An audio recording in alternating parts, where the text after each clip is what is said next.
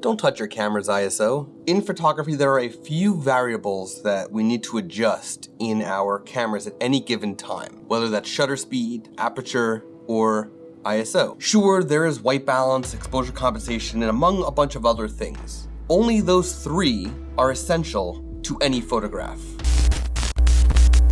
Hey, this is Scott Weingivowitz, a storyteller with a camera talking about all the things photographers like you and I are thinking about. And in this video, we're gonna get down and dirty and real quick, because this is a quick tip, really, on ISO and the fact that you shouldn't be touching it. Just leave it alone. In fact, get your hand off it, right? Stop. ISO in particular is something that you should just really never adjust unless you really have to.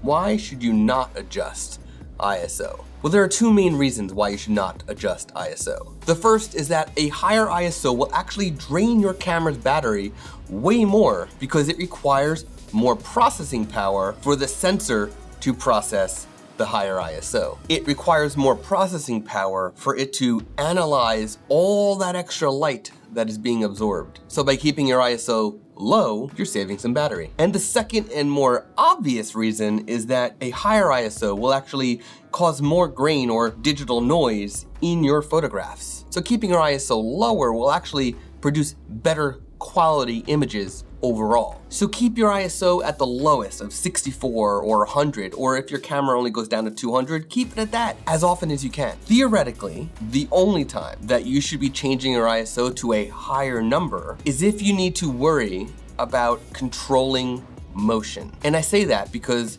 at that point, if your shutter speed is not adequate, if it's inadequate, then adjusting your ISO might be your only option to achieving whatever your goal is. Whether that's moving trees or moving car or a moving person or the Milky Way or whatever it is. If you cannot get your shutter speed to where you need to be because of motion, then ISO is your only option because you're better off adjusting ISO a little bit than you are adjusting your aperture and completely losing your depth of field. I hope you enjoy that quick tip. Down and dirty, straight to the point, no fluff. Want more of it? Click subscribe. Next video comes out either Monday or Thursday. That's what happens.